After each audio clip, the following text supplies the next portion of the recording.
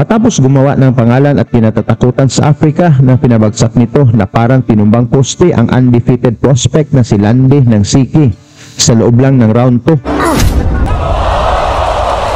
At kumuha pa ng first round knockout na panalo dito sa Pilipinas kontra kay Arnold Garde. Body. Hindi ko pa nasasabi, partner. Yun na nga, even before you said. Itong Pinoy na si J.R. Raquinel alias The Dreamer na tubong kanduni sa Negros Occidental na naging OPBF Flyweight Champion at WBO Intercontinental Super Flyweight Champion. Dumayo naman ito sa Pakistan upang sagupain ng Indonesian boxer na si Muensako Yor. Sa laban na ito ay umakyat sa Super Bantamweight si Raquinel upang masubok ang kanyang lakas kung kaya ba nito magpapatumba ng mas malaking kalaban.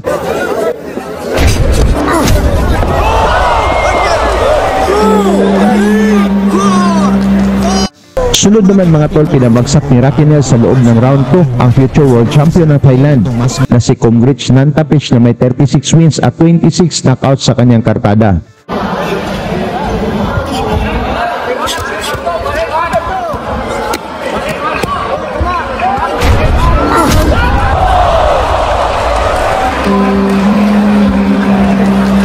Ngayong September 28, 2024, makatapat ni Raquinel mga tol itong si Frank Verdugo ng Mexico na may perfect na kartadang 17 wins, walang talo at 12 knockouts sa laban na gaganapin sa Mexico. Hindi ito madaling laban kay Raquinel mga tol dahil maliban sa walang talo itong si Verdugo, sa baluarte pa nito gaganapin ang laban.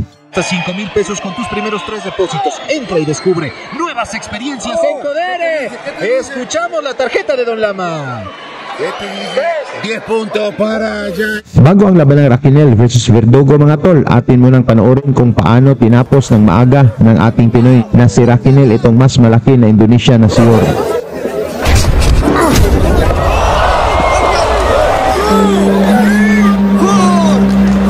Dala ni Raquinel ang 14 wins, 2 losses na may 11 knockouts, habang ang Indo boxer na si Yor naman ay may 6 wins, 1 loss at 4 knockouts.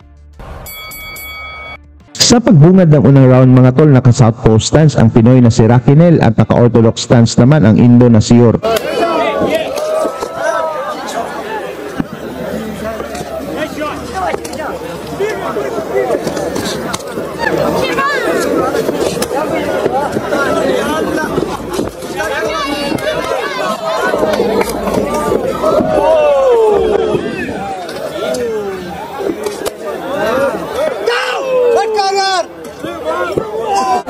Mula sa solidong suntok ni Raquinel sa tagiliran ng Indo boxer, napaluhod itong si Yor, ngunit nalampasan pa nito ang bilang ng referee.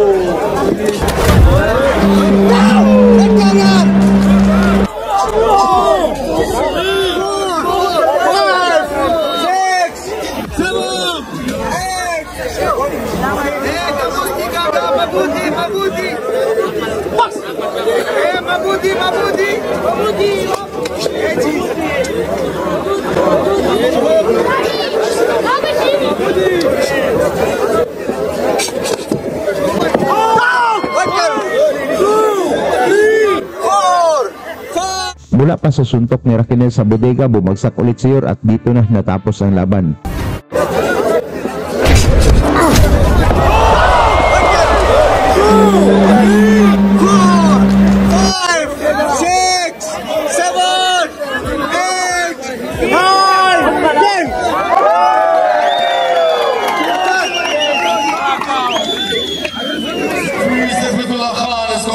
This contest at 1 minute 10 seconds of the very first round. Declare your winner by knockout, Jair Raquinel.